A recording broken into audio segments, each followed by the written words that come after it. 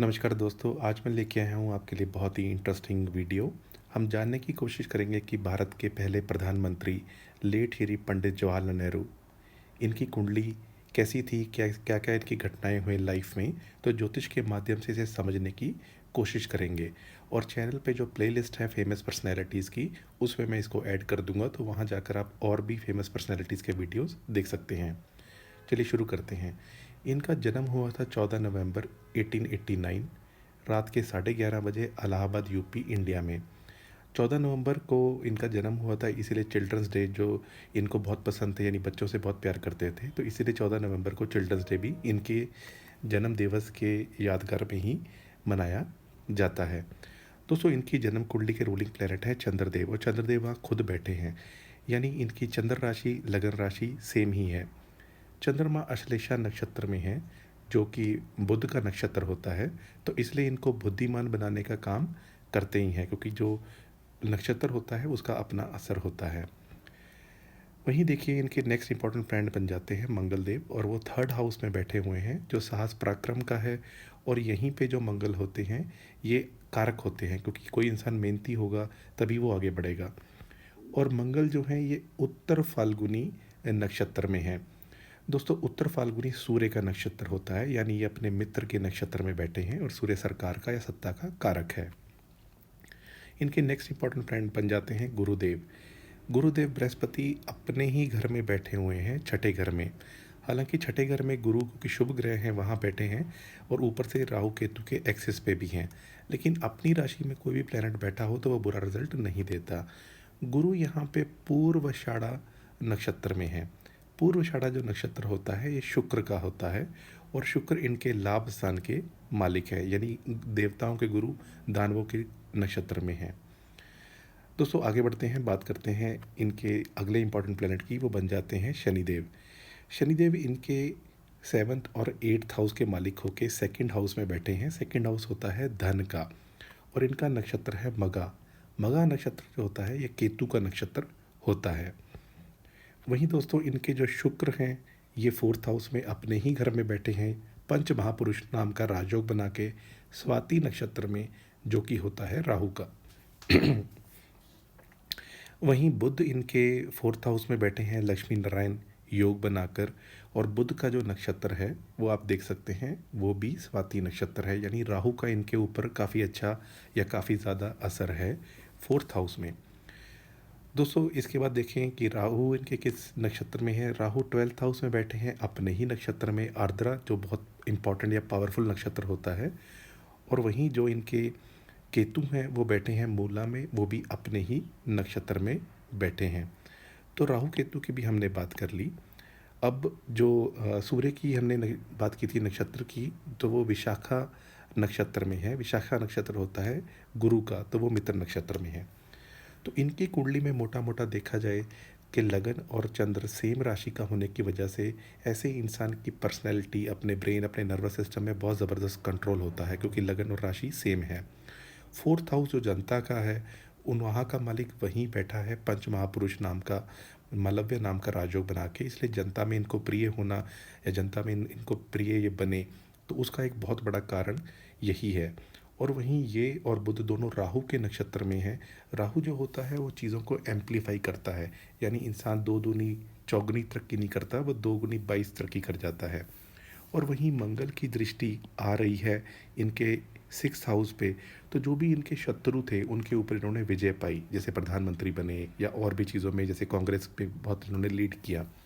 वहीं शनि की तीसरी दृष्टि फोर्थ हाउस पे आ रही है, ये इनकी उच्च की दृष्टि है, क्योंकि शनि 7 नंबर राशि को उच्च राशि की तरह देखते हैं, और शनि अपनी राशि को भी देख रहे हैं, एट्थ हाउस को भी, और इसके अलावा शनि अपनी मित्र राशि को भी देख रहे हैं, जो कि 11th हाउस है। तो दोस्तों, इनकी कुंडली में मोटा मोटा ये रही इनकी लगन की स्थिति।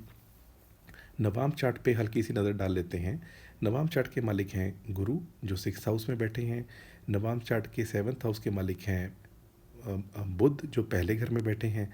राहु 11th हाउस यानी लाभ स्थान में है, और शुक्र यहाँ पे 10th हाउस में है। वहीं शनि, सूर्य और केतु ये 5th हाउस में बैठे हुए हैं। दोस्तों इसके बाद हम आगे बात करते हैं कि कुंडली का तो हमने मोटा-मोटा जान लिया, अब इनकी दशाएँ जानते हैं।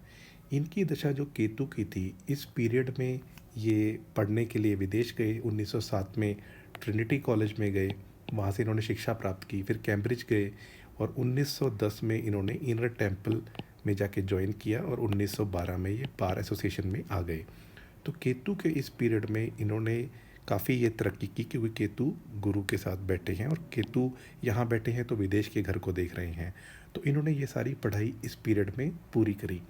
उसके बाद इनका स्ट्रगल का फ़ेज़ आ गया। स्ट्रगल मैं इसलिए बोल रहा हूँ क्योंकि इनकी लाइफ को अगर हम स्टडी करें तो इस पीरियड में इन्होंने बहुत बार ऐसा किया कि अंग्रेज़ों के ख़िलाफ़ लड़ाई लड़ना, प्रोटेस्ट करना, वो सारी चीज़ें की। लेकिन इस पीरियड में हम सब पीरियड को जानने की कोशिश करेंगे। दोस्तों इससे पहले मैं आपको बता दूं कि इनके पिताजी मोतीलाल नेहरू बहुत बड़े बैरिस्टर थे, बहुत अमीर थे। 2 बार वो इंडियन नेशनल कांग्रेस के प्रेसिडेंट भी रही हैं, 1919 में और 1928 में। इनकी जो बड़ी सिस्टर थी यानी इनसे इनसे छोटी थी लेकिन 4 भाई बहनों में जो बहनों में बड़ी थी, विजय लक्ष्मी, वो पहली प्रेसिडेंट रही हैं, female president UN general assembly की। छोटे भाई बहन के लिए हम थर्ड हाउस देखते हैं। थर्ड हाउस का मालिक फोर्थ हाउस में बैठा है और वो भी शुक्र के साथ। तो इनकी ये बहुत अच्छी स्थिति बनती है इनकी कुंडली के हिसाब से भी कि छोटी जो इनकी बहन थी वो उन्होंने इतनी अच्छी तरक्की की इंटरनेशनल लेवल पे। वहीं दोस्तों अगर हम देखें कि 1912 से 1939 में देश में नेशनलिस्ट मूवमेंट चल रहा था। जैसा आप जानते हैं कि अगर हम कोई भी कुंडली देखते हैं तो समय काल परिस्थिति को भी देखना पड़ता है। तो देश में बहुत बड़ा नेशनलिस्ट मूवमेंट चल रहा था जिसमें कांग्रेस में वो डोमिनेटेड थी ऐसे लोगों की वजह से जो लोग थोड़ा सा अंग्रेज़ों के साथ ही दोस्ती बना के रखना चाहते थे कि हम ठीक है, हम इन देश में बदलाव कर रहे हैं लेकिन हम आपसे दुश्मनी भी नहीं करना चाहते। तो वो थोड़े अपर या मिडिल लेवल के एलाइट्स थे, वेल एजुकेटेड थे। इसी चीज़ को ये पसंद नहीं करते थे कि हमारी जो कांग्रेस है वो ऐसी होनी चाहिए जो देश के लिए काम करे। अब दोस्तों नज़र डालते हैं सबसे पहला इनका इंसिडेंट। 1916 में इनकी शादी होती है कमला पॉल से, 8 फरवरी को। अगर हम 1916 का पीरियड निकालते हैं तो 1916 का जो पीरियड आता है वो ये वाला आता है। इस पीरियड में इनकी शादी 8 फरवरी को हुई और आप इस पीरियड में देख सकते हैं कि ये जो 8 फरवरी है वो ये वाला पीरियड है। तो इस पीरियड में इनके महादशा तो शुक्र की चली रही थी जो मैरिज के लिए कारक होते ही हैं, वहीं पे शुक्र का अंतर भी आ गया था। तो कहीं ना कहीं स्थिति मैरिज की इनके लिए बन गई थी। और अगर आप जाके किसी चार्ट पे या दृक पंचांग पे डेट चेक करेंगे तो उस पीरियड में गुरु 12 नंबर राशि में थे, यानी मैरिज से भाग्योदय कराने का योग बना रहे थे। दोस्तों आगे बढ़ते हैं। 1917 में जन्म होता है इंदिरा गांधी का, वो भी भारत की प्रधानमंत्री रही हैं और ये 19 नवंबर को पैदा हुई हैं। उस समय गुरु 4 नंबर राशि में थे, यानी पंचम दृष्टि से संतान भाव को देख रहे थे। तो 1916-1917 का जो पीरियड था, इस पीरियड में इनकी मैरिज होती है और इस पीरियड में इनकी संतान प्राप्ति होती है। दोस्तों आगे चलते हैं, अब बात करते हैं इंडिपेंडेंस जो एक कॉल किया गया था मद्रास में 1927 में। इस पीरियड में क्या हुआ था कि राहु अपने आर्द्रा नक्षत्र में थे जो बहुत ही पावरफुल नक्षत्र होता है और इनकी जन्म कुंडली में भी राहु अपने नक्षत्र आर्द्रा नक्षत्र में है। 1927 में इन्होंने ये इंडिपेंडेंस कॉल की और अगर हम 1927 का पीरियड देखेंगे तो वो बन जाता है शुक्र की महादशा में शनि का अंतर और यहीं पे आ जाता है फिर से राहु का प्रत्यांतर। अब नेचुरल सी बात है, अंग्रेज़ इससे इरिटेट तो हुए ही थे कि ऐसे लोग जो हैं जो मतलब भारत के खिलाफ आवाज़ उठा रहे हैं। लेकिन मोटी मोटी बात यह है कि शुक्र में शनि का अंतर चल रहा था, उसमें राहु का प्रत्यांतर आ गया था। अब 1927 में इन्होंने पूरा ड्राफ्ट ही तैयार कर दिया और वो ड्राफ्ट था fundamental rights and economic resolution का। ये शुक्र और बुध का महादशा अंतरदशा थी जिसमें जो फोर्थ हाउस जैसा मैंने आपको बताया बहुत पॉपुलर होता है तो जनता में प्रिय होने के लिए, क्योंकि जनता का भाव है। तो वहीं पे ये इन्होंने ये कॉल की थी और आप देखेंगे कि जब भी राहु का अंतर आया तो ये इनको उसके लिए वजह से झेलना पड़ा। एग्ज़ाम्पल 1930 में ये पहली बार अरेस्ट हुए 14 अप्रैल को। दोस्तों इस दिन राहु 4 नंबर राशि में थे और पूर्णिमा का दिन था। राहु, सूर्य, बुध और शुक्र ये चारों ग्रह 10th हाउस में थे, यानी नौकरी भाव में। मंगल अष्टम स्थान का मंगल एक्सीडेंट, दुर्घटना, परेशानी, अरेस्ट हो जाना, ये सारा दर्शाता है। और शनि छठे घर में थे, यानी शत्रुओं को पराजित करने के लिए वो भी अपना रिजल्ट देने की कोशिश कर रहे थे। 1930 वाले पीरियड में जब ऐसा हुआ कि ये 14 अप्रैल को अरेस्ट हुए, तो आप देख सकते हैं कि यहाँ पे बुध में शुक्र में बुध, उसमें शनि आ गए थे। तो कहीं न कहीं ऐसी स्थितियाँ बनी थी जिसमें ऐसा हुआ, और गोचर में भी। फिर 1930 से लेके 1931 तक जेल में ही रहे, बीच में 10 दिन के लिए रिलीज़ हुए, फिर जेल में गए, और 1931 जनवरी तक ये जेल में ही रहे और फिर से वापस जेल चले गए। तो ये पीरियड ऐसा था कि इनके जेल के इन एंड आउट का था। तो आप देख सकते हैं शुक्र में केतु का पीरियड आ गया था, और राहु, जैसा मैंने आपको बताया कि पहले चल रहे थे वो 4 नंबर राशि में, तो वो 3rd नंबर राशि में आके बैठ गए थे, जहाँ पे राहु जन्म कुंडली में है। जन्म कुंडली में राहु 12वें घर में होते हैं, तो ये घर छुड़वाते हैं। या तो घर छोड़ता है इंसान जेल जाके, रिहैब सेंटर जाके, हॉस्पिटल जाके, या विदेश जाके, यानी ये लगन को बांधने का काम करते हैं। और यही ऐसा पीरियड था जो इनकी अरेस्ट का, छूटना, बाहर आना, ये सारा चलता रहा। दोस्तों 1934 तक ऐसी ही स्थिति बनी। अब इसके बाद क्या हुआ कि राहु अष्टम स्थान में आ गए थे, तो फाइनली यहाँ से ये निकल के राहु सप्तम स्थान में आए, गोचर में। और ये पीरियड था जब इनके स्पाउस यानी कमला पॉल की डेथ हो गई। तो आप लगा लीजिए राहु 12th हाउस में बैठे हैं और सप्तम स्थान में गए जब इनकी स्पाउस की डेथ होती है। और अगर हम मोटा मोटा देखें कि राहु जब आए सप्तम स्थान में, तो इनकी महादशा अंतर्दशा कौन सी चल रही थी। तो दोस्तों ये जो पीरियड था वो ऐसा था कि उसमें शनि सूर्य में राहु आ गए थे। यानी यहाँ आप देख सकते हैं कि महादशा 32 से सूर्य की स्टार्ट हो गई थी। अब सूर्य जो हैं इनकी कुंडली में बैठे हुए हैं 5th हाउस में, और सूर्य में जब राहु का अंतर था तो ऐसी स्थितियाँ बनी। और इसके बाद जब डेथ वाला पीरियड आया, तो वो था जिसमें इनके सूर्य में गुरु की अंतर था, लेकिन प्रत्यांतर दशा जो थी वो विपरीत थी, यानी राहु की फिर से आ गई थी। दोस्तों अब आगे बढ़ते हैं कि इसके बाद क्या होता है। आपको इंतज़ार होगा कि मैं 1947 की बात कब करूँगा, तो चलिए 1947 की बात कर लेते हैं। अब 1947 से पहले, क्योंकि जो वर्ल्ड वॉर 2 लग गई थी, तो अंग्रेज़ों का भी ध्यान वहाँ पे था, तो इसलिए इंडिया को मेंटेन करना उनके लिए मुश्किल हो रहा था, ऐसी परिस्थितियाँ बन रही थी। लेकिन जुलाई अगस्त में राहु और मंगल 11वें घर में थे, गुरु चौथे घर में थे, और सूर्य पहले घर में थे। तो ऐसी स्थितियाँ बनी कि राहु इनके 11वें घर में आए हुए हैं, और मंगल के साथ तो अंगारक योग बना के बैठे हुए हैं लाभ स्थान में। यानी बहुत ही ज़बरदस्त इनको लाभ दोनों दिलाने की कोशिश कर रहे थे। चौथे के घर के गुरु, गुरु यहाँ पे वैसे भी चौथे घर में उच्च के होते हैं कालपुरुष की कुंडली में, तो वो यहाँ बैठ के जनता में इनको प्रिय बनाना, नौकरी भाव पे उनकी दृष्टि होना, उन्होंने अपना काम किया, और सूर्य पहले घर में आके बैठ गए थे। अगर हम यहाँ पे देखें कि स्थितियाँ क्या बन रही थी, तो 1947 में चंद्रमा सूर्य के साथ थे। और अगर ये सीक्वेंस ऑफ इवेंट्स देखें, तो यहाँ पे इनके मंगल आ गए थे, और फिर राहु थे, और फिर गुरु थे। अब इस पीरियड में क्या होता है कि 15 अगस्त 1947 जिस दिन देश आज़ाद हुआ है, उस दिन की कुंडली बहुत ही विचित्र है। सबसे पहली बात तो ये है कि कुंडली में शुक्र, चंद्र, शनि, बुध, सूर्य, 5 ग्रह इनके केस में पहले घर में बैठे हुए हैं, यानी इनके लगन को बहुत प्रभावित कर रहे हैं। मंगल 12वें घर में है, जो अपनी सप्तम दृष्टि से शत्रुओं का नाश कर रहे हैं, और गुरु चौथे घर में है, जो मैंने बताया अच्छी स्थिति में है। राहु 11वें घर में है, तो कहीं ना कहीं इनको लाभ दिलाने का उन्होंने काम किया। उस दिन काल सर्पयोग भी बनता था, लेकिन काल सर्पयोग किसी भी पुराने ज्योतिष के ग्रंथ में नहीं है।